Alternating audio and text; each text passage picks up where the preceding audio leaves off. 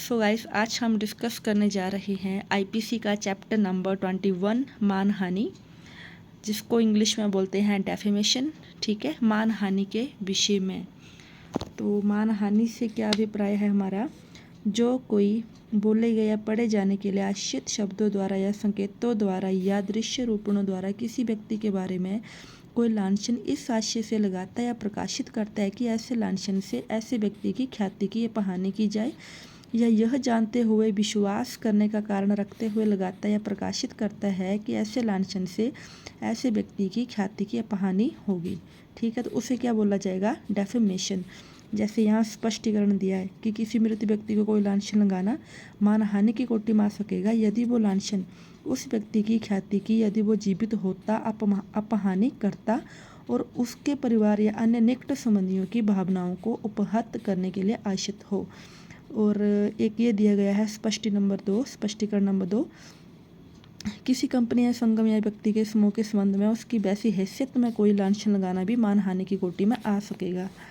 ठीक है, और इसके कुछ हम एग्जाम्पल पढ़ लेते हैं। जैसे नंबर क है, यह विश्वास कराने के आशय से कि य ने ख की घड़ी अवश्य चुराई है कहता है।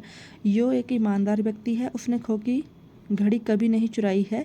जब तक कि यह अपवादों में से किसी के अंतर्गत ना आता, यह मानहानि है। यानी कि क जो है वो झूठ बोल रहा है खो के लिए कि को ने यह बोल दिया कि खो ने उसकी घड़ी चुराई है, जबकि उसने उसकी घड़ी नहीं चुराई थी। ठीक है, तो ये भी एक प्रकार का मानहानि है। अगर वो किसी के सामने बोल देगा, जैसे अगर वो ऑफिस में काम कर रहा है, तो ये भी मतलब एक डेफेमेशन में आ जाता है। ठीक है, और क यह विश्वास कराने के आशय से कि य ने ख की घड़ी चुराई है, य का एक चित्र खींचता है जिसमें वो ख की घड़ी लेकर भाग रहा है, जबकि यह अपवादों में से किसी के अंतर्गत ना आता हो, यह भी एक मानहानि है। ठीक है, और मैंने इसके जो कुछ नोट्स बनाए थे वो मैं आपको दिखाती हूँ। जो कोई बोले गए पढ़े जाने के लिए आश्रित शब्दों द्वारा, संकेतों द्वारा, ठीक है, दृश्य रूपणों द्वारा किसी व्यक्ति के बारे में कोई लांछन इस आशय से लगाता है या प्रकाशित करता है, ऐसे लांछन से उस व्यक्ति की ख्याति की हानि होगी, तो उसे डेफेमेशन कहा जाएगा।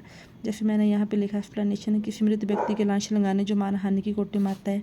एग्जाम्पल के लिए कंपनी, संगम, व्यक्तियों का समूह के संबंध में उसकी वैसी हैसियत में कोई लांछन लगाना। ठीक है, तो इसके लिए पनिशमेंट क्या है? सादा कारावास अवधि 2 वर्ष तक की हो सकेगी। यानी कि इसी में मैं आपको दिखाऊँ किताब में, तो 500 में दिया गया इसके लिए दंड। मानहानि के लिए ये है 500।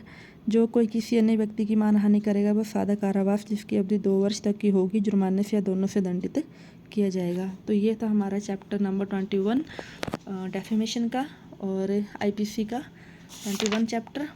ठीक है, तो जो मेन था वो मैंने इसमें कर लिया कवर। एक्चुअली मैं खुद स्टडी कर रही हूँ, तो मुझे अच्छा लगा कि मैं साथ साथ में अपने भी नोट्स बनाऊँ, अपनी भी तैयारी करूँ। अगर आपके हेल्प आता है कुछ मेरा बोला हुआ, पढ़ा हुआ, तो आपके भी काम आए।